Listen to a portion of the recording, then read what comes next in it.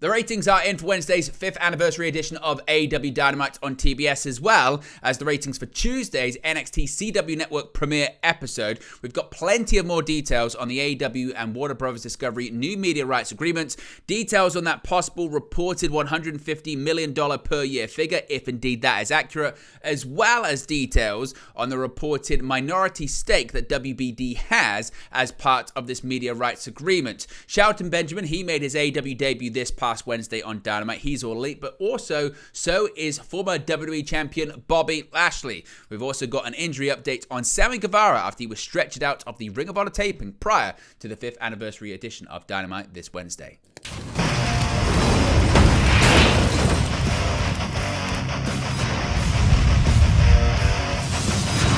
Hey guys, welcome back to Wrestling News 365. Hope everyone is doing very well. As always, plenty of news stories to get into in the world of professional wrestling. Let's begin with the ratings for the 5th anniversary edition of AEW Dynamite. Of course, Wednesday was a big day for AEW with the AEW WBD media rights agreement renewal being announced, but also it was the 5th anniversary of their flagship show, Dynamite. Now, AEW announced their brand new media rights deal with Warner Bros. Discovery on Wednesday before celebrating the 5th anniversary of AEW Dynamite, which featured Britt Baker's return to Pittsburgh, the return of Jay White, and the AEW debut of Shelton Benjamin. But with Dynamite's ratings anything to celebrate? Well, according to WrestleNomics, the October 2nd episode of Dynamite averaged a total of 680,000 viewers, which is down 3% from the 702,000 viewers the Grand Slam episode averaged the previous week. In the key 18 to 49 demographic, the show earned a 0.20, a 13% drop from the 0.23 number earned 7 days prior. According to the Programming Insider, a 0.20 puts Dynamite in 7th place on the night when it comes to all primetime shows that aired on cable, with 2 MLB wildcard games taking 1st and 2nd, a 3-hour Fox News block rounding out the top 5, and MTV's The Challenge beating Dynamite to 6th place. Even with a 31-minute overrun, Dynamite was soundly defeated by WWE NXT in both viewership and the 18 to 49 this week as they made their debut on the CW. We'll talk about that in just a second. But in fact, the overrun ended up hurting Dynamite's overall average rating. In terms of the quarter-hour ratings, these come courtesy of WrestleNomics, so shout out to them. And be sure to subscribe to their Patreon service. You can see right there actually the effect that the overrun did have on the show. As I mentioned, the overrun ended up hurting Dynamite's overall average rating. The show started with 801,000 viewers with Will Ospreay and Ricochet's AEW International Championship match. But by the time Kazuchika Okada and Bryan Danielson's match started, the viewership would drop to 642,000. The number would only decrease as the match went past 10 p.m. Eastern, with the show eventually finishing at 561,000 viewers. So what are your thoughts when it comes to the ratings for the 5th anniversary edition of AEW Dynamite? Let me know your thoughts about it in the comments section below. Now, as I mentioned, this week Dynamite was defeated by the WWE NXT debut on the CW network. Certainly ratings and numbers that both WWE and the CW are very happy with. WWE NXT made its broadcast television debut on Tuesday, and the jump to a larger pool of viewers paid off, so much so that the CW sent out a press release touting the numbers on Wednesday. According to WrestleNomics, NXT was viewed by 895,000 viewers overall, a 44% increase from last week's finale on the USA Network, while the 18-49 demographic showed up to the tune of 0.26 in the demo, a 37% increase from the prior week. These numbers mark NXT's best performances in both metrics since the episode that aired on October 10th, 2023, almost a year ago, a fact that CW highlighted in their statement. Quote, the episode fueled triple-digit increases compared to the CW's Tuesday primetime season average, up 143% in total viewers, and delivered triple-digit increases in total viewers for major markets, the network added. Now, the show notably did not include an overrun, as you can see right there in the quarter-hour ratings, as NXT will now have to account for the network's commitment to broadcasting local news at 10 p.m. The CW has a larger viewership base than the USA Network, though USA Network programming often garners higher ratings. Despite this, NXT did rarely see numbers for the broadcast network, with the CW's press release claiming the debut episode was the #1 telecast on the CW this year among adults 25 to 54, 406,000, and adults 18 to 49, 354,000. The statement also emphasized the value of live sports on the CW, now including NXT and NASCAR. Of course, This was the first of 2 NXT episodes to be broadcast from outside the WWE Performance Center, taking place in Chicago's Allstate Arena. And obviously next week's show emanates from St. Louis, Missouri, with both the NXT Tag Team Championships and the NXT North American Championship on the line, as well as Javon Evans versus hometown main roster superstar Randy Orton. Now, of course, it was a big week for AEW when it comes to the announcement of the new media rights agreement between AEW and Warner Brothers Discovery. Now, we've got plenty more details on this. First, begin with The Hollywood Reporter, their initial reporting on the subject. They said that Warner Brothers Discovery Max is getting into the pay-per-view business. The streaming service will enter the space as part of a wide-ranging rights deal with wrestling promotion AEW, which the company announced on Wednesday afternoon. The new deal will see live episodes of AEW Dynamite continue to run on TBS on Wednesday nights, and episodes of AEW Collision continue to run on TNT on Saturday nights, but the shows will also simulcast live on the Max streaming service beginning in January, joining live programming from CNN and TNT Sports on the platform. Beginning later in 2025, Max will begin to offer AEW pay-per-view events at a, quote, discounted price, with specific details to be determined as the company builds out the tech necessary to offer pay-per-views. In an interview with The Hollywood Reporter, AEW founder, CEO, general manager, and head of creative Tony Khan says that Wednesday was the biggest day in AEW's history thanks to the new deal and the 5-year anniversary of the promotion's launch. He said, quote, what a perfect time to make the announcement for our future.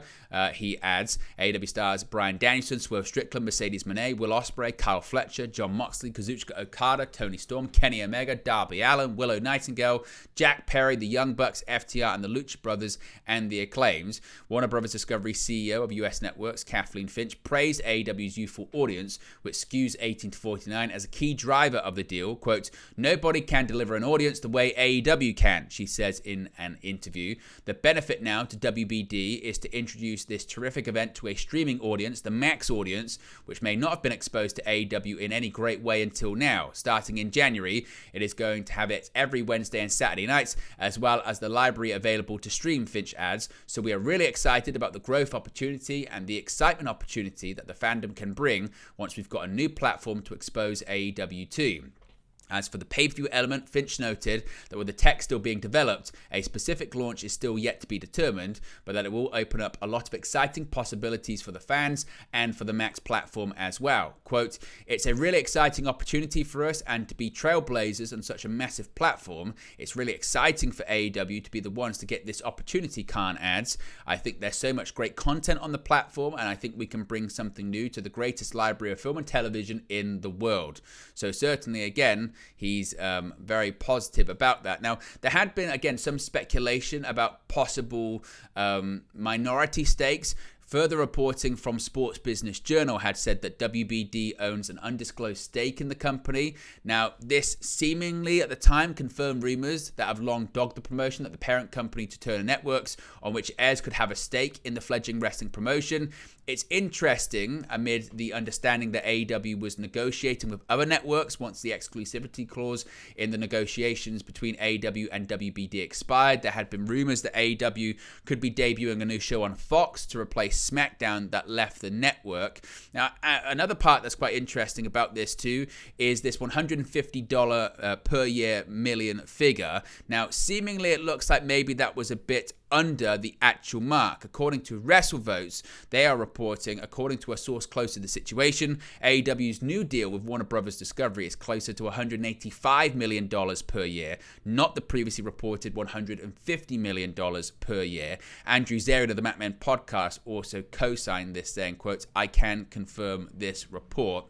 As far as more details on this, Dave Meltzer had the following to say after the announcement was made. The price of this deal, which is $185 million, $555 million over 3 years, $185 million a year, average $185 million a year. It starts lower. The middle year would probably be about that, and the third year would be up from that, and then the fourth year would be way up. The base, so that would include the buying. I'm presuming it includes the buying of the pay-per-view in that figure. So they want to recoup money. They don't want to just buy it, and all that. So it's the UFC deal, but it was, this was what WBD wanted from it. They didn't want the other deal because it wasn't economically feasible for them. They weren't looking to going into deficit spending for for that deal. Now, more details come courtesy of Sean Rossap of Fightful Select. He is reporting, of course, that AEW's deal with WBD is official. Dynamite and Collision will continue airing on TBS and TNT and will stream live on Max starting in January 2025. And AEW pay-per-views will be on Max at a discounted rate, as Dave Meltzer was saying there, later in 2025. Now, in the hours following the official announcement of the WBD and AEW deal, Fightful Select Sean Rossap learned a lot more details. As of now, Dynamite and Collision will remain on Wednesday and Saturday respectively, and AEW Rampage will no longer air on WBD. Rampage was a show that WBD had requested back in 2021, but upon the new deal, both sides prioritized Dynamite and Collision. WBD noted that Rampage could end up elsewhere, but Fightful said they've yet to hear of any plans regarding that brand. As it pertains to the AEW library, right now, the plan is to have Dynamite, Collision, and Rampage's full library included on Max. If Rampage does go elsewhere, the library moving forward will not be on WBD. Now, regarding, as we just spoke about, the financial reports of the deal, Fightful have been told neither AEW or WBD disclosed those details. Variety said it would be near $150 million per year. Sports Business Journal heard $170 million per year. Fightful Select reported earlier this year that it was at least double what they had been making was offered, which would have been around $140 to $150 million.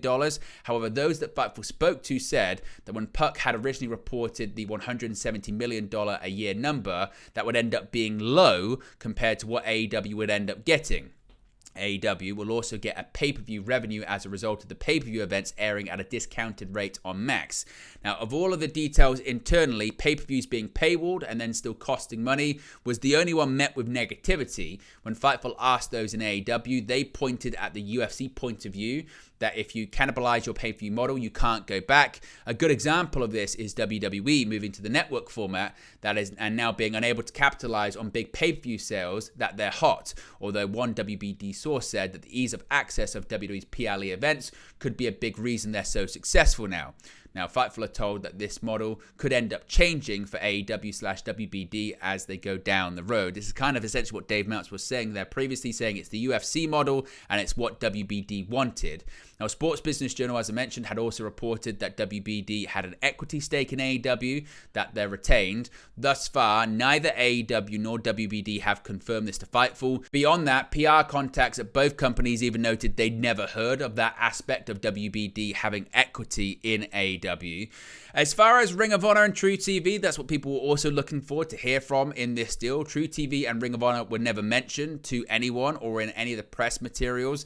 AEW did regain some additional elements in the deal. Since the announcement of Collision in 2023, WBD maintained exclusivity, which is why AEW Dark and Dark Elevation went away from YouTube. However, under this new deal, AEW regains those rights. There have been mentions internally about possibly using Dark in the future, though nothing has been confirmed. So seemingly, again, that's kind of the latest when it comes to all of this. If we get any more details on it, of course, we'll let you know in an upcoming video.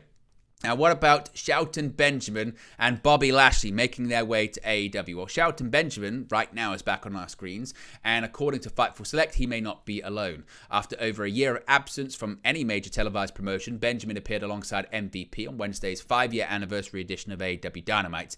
Benjamin was introduced by MVP as the president of the Complaints Division after Prince Nana attempted to air his grievances during one of MVP's backstage segments. Benjamin did little to, reduce Nana's actual complaints, instead electing to steal Nana's cup of coffee as he walked off screen with MVP. Former WWE champion Bobby Lashley was not present on Wednesday's episode of Dynamite, but his AEW debut reportedly is impending. Benjamin's AEW debut and Lashley's alleged signing leads to more credence to recent discussions of a revitalized Hurt business in AEW. It is believed that the newly christened Hurt Syndicate will mainly see MVP in a managerial capacity, with Benjamin and Lashley performing as in-ring competitors. After MVP made his AEW debut on the September 25th episode of Dynamite, he has been attempting to recruit several of AEW's top stars, including former AEW World Champion Swerve Strickland and current TBS champion and New Japan Strong Women's champion Mercedes Moné. Whether Strickland or Moné will accept MVP's invitation to the Hurt Syndicate remains unclear. Now, finally, a bit of an update here on Sami Gavar. There were some concerns about the former TNT champion coming out of the tapings for Dynamite and Ring of Honor this past Wednesday. Sami Gavar suffered a legitimate injury during the Ring of Honor taping before the 5-year anniversary special of Dynamite. One half of the current Ring of Honor Tag Team Champions wrestled Serpentico in a match during the taping. Now, several people, of course, were in attendance for the show. It was noted that Gavar landed awkwardly while delivering a cut to his opponent and then didn't get up. The match was stopped immediately after it, and a video of medical professionals attending to the former TNT champion surfaced online. Gavar was then stretchered out of the arena. This was actually one of 2 injuries reported during the night, as female enhancement talent was also stretchered out after suffering an injury in a match against Lady Frost. Frost landed the move off the top rope, which appeared to have knocked the female talent out. PW Insider later confirmed that the identity of the enhancement talent was indie wrestler Kelly Madden. It had also been reported that possibly Guevara had been knocked out as well, and seemingly it looks like he is going to be okay. But there you go, guys. The latest pro wrestling news for you. Be sure to smash a like on the like button. Be sure to subscribe, bottom right hand corner. As always, let me know your thoughts in the comment section below, and I'll speak to you again very, very soon. Hey guys, thank you for watching, listening, streaming, or however you come across this video today. Be sure to click on the video on the right there to watch our next video, or click the bottom there to subscribe, or the bottom right hand corner. Thank you very much, and I'll speak to you again very soon.